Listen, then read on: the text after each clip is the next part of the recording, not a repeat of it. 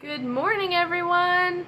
Here I am on the couch trying out a little bit of a new filming space. So, I have a couple of things to show you, not enough to make a haul, just a couple of things that I picked up over the weekend that I wanted to specifically ask about.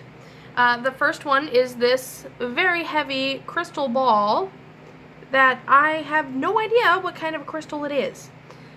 It looks a little bit like jasper, maybe? But I'm like 90% sure it's not, because it was $3 at a thrift store. It is a little scraped up and kind of dinged, but I like it.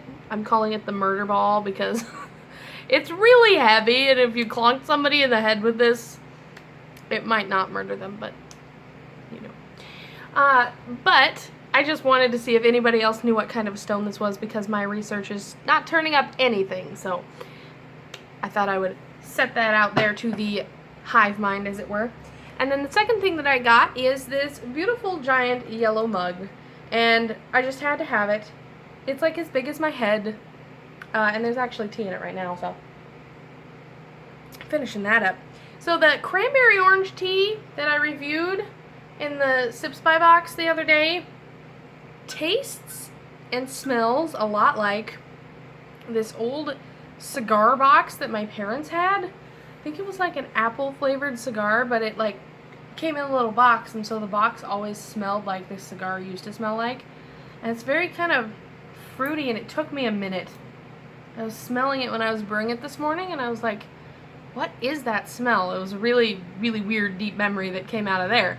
But it was giant. It could be a soup bowl if it wanted to. But I loved it. And I'm trying to get more into yellow for Apollo, which we're going to go into in just a moment.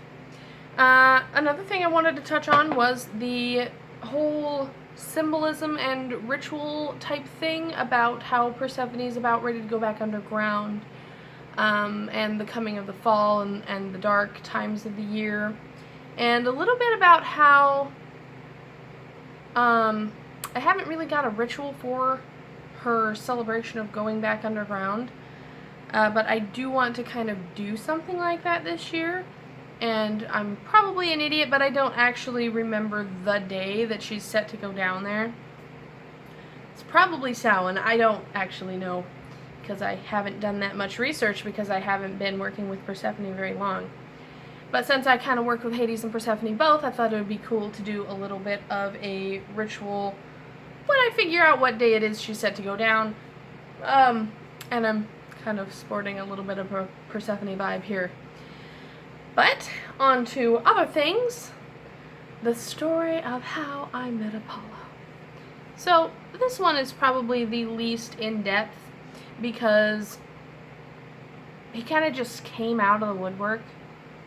And to be quite fair, I was a little bit blind, and I probably should have been paying more attention to everything in my life leading to this realization of him coming to me as a god.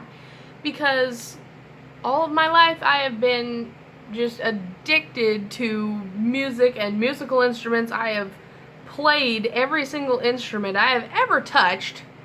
Not well, necessarily, but I have played every instrument I've ever touched, and I own more than I can count at the moment, and I always want more. So with that in mind, and then kind of just, I know in Tumblr it's kind of a big deal about Apollo being the bisexual god, and as I mentioned before, my favorite ship is Apollo and Achilles, because, you know, Tumblr. But I think that's very important, specifically because I am actually no longer bisexual, I'm pansexual. But I think it helps a lot because Apollo came through just at the time I had decided to stop trying to work with Aphrodite. And with Aphrodite, I really, really, really needed some uplifting, I guess, you know, feminine energy to come in and say, no, honey, you're beautiful, you're doing everything right, you know, you're a precious flower. And as I said, I worked with her a little bit, or at least I was giving her offerings and saying, well, maybe she'll talk to me later. She's just not interested right now. And I also made it a point to thank her for when she did come through, what little bit she did, because I absolutely don't want to have beef with gods. That's a terrible thing. So I appreciate trying to work with her, but I also understand that we just don't vibe, and that's completely okay. So immediately after, I just kept getting all of this symbolism and just bombarded, really, with Apollo stuff. And I kept going through and I would see the statues of him, and he's kind of, well, all of the Greek gods at least are kind of seen in a very heroic proportions, heroic stances, and their nude statues. And I got pretty inspired, and I was like, you know what? That works.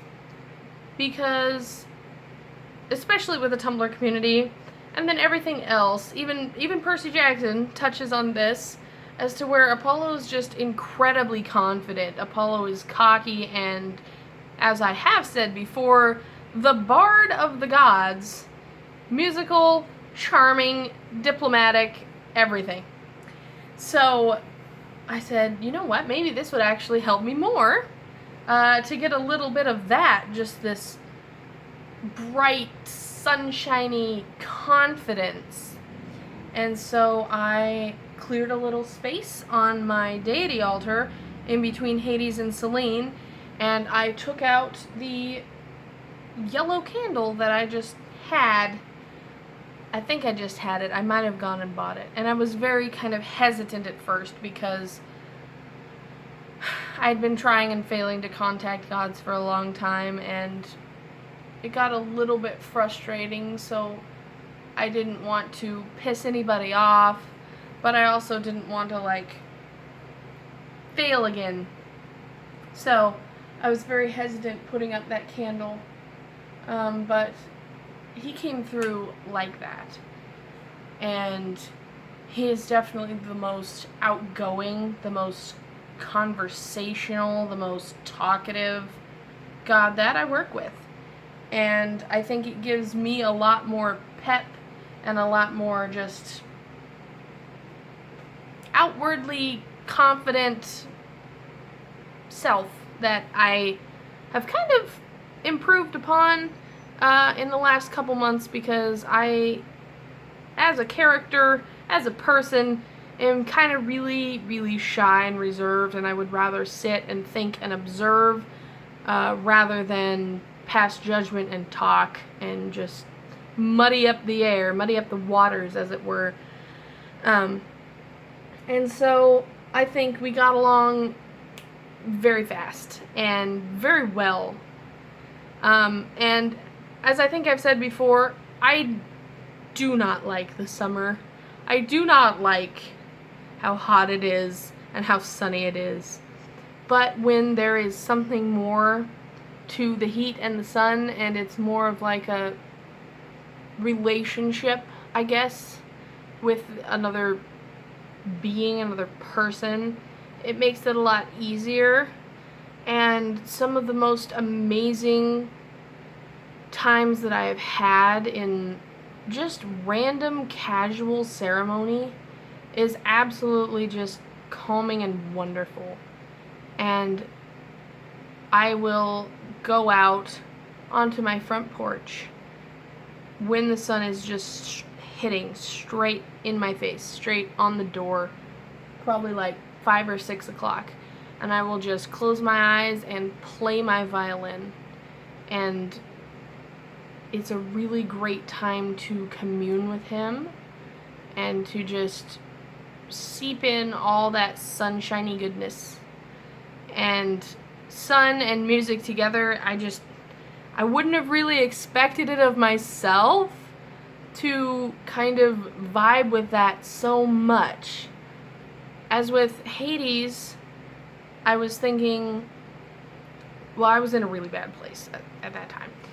And I still go to the same bad place very often, but when I was there, I was in a very dark, depressed state of mind, and so a dark, kind of calming place was really good for my mental state.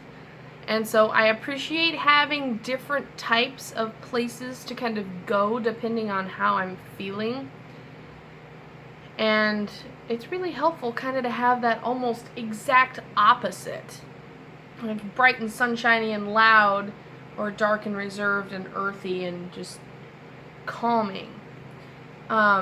Another time that I really enjoyed doing that sort of random commune with Apollo was when we were driving back from our last vacation. My boyfriend had been driving basically 2 days straight, and the sun had just started to come up, and we were in this area that was just rolling fields and fields and fields of wheat and a straight road. And my boyfriend was sleeping, and the sun was just coming in that window, and I had the radio on just a little bit, and I was just driving, and it was the most calming thing in the world to just kind of, again, soak in all that sunlight, singing to myself on the radio, and just be calm and focused. And we had a really great conversation, because I almost never talk to my gods out loud because it makes me feel stupid, but also because, people would look at me oddly, I suppose. But we're almost constantly in communication in my head, which, I guess some people might not take that as an actual conversation, but I certainly do, because they're gods. Like, if you don't think that they know what you're thinking, you vastly underestimated the term God. So, I just wanted to kind of bring that in, and I guess that wasn't really how I met Apollo. I guess he just kind of showed up, kind of, more than anything. And I saw a bunch of these signs, I put them together, and I was like, hey, I'm this person, do you want to chat? And that worked. It worked out. So, I can say that I am a happier person for being in communication and in a relationship with all of the gods that I work with, and goddesses. I say gods as an overarching term. But I'm really glad that I made that jump and made the leap and tried to make a connection, and we actually clicked. And honestly, you will probably see a lot of, the Apollo's child in my face and my crazy hair, which is no longer really blonde, but also as I've kind of compartmentalized the type of relationship that I have with the others, being my matron and patron, I was a little worried for a minute. I was like, Apollo's not going to be my patron because I already have one of those. Certainly not replacing Hades. And so Apollo kind of seems, he's very eccentric. I'll say that. Our relationship kind of is very interesting. A little bit older brother, a little bit crazy uncle, a little bit, I don't even know. There's so many things. Yeah. So, anyhow, that's about Apollo, and he's definitely the most talkative and sarcastic of all of them. And I should stop rambling now. So, there is some stuff at the bottom of this cup that I don't know what is. Anyhow, if you have any ideas on the crystal ball, please leave a comment so that I can use the stone properly for what it is meant for. I will see everybody in a later video. Thank you for watching. I love to see your lovely faces. Goodbye.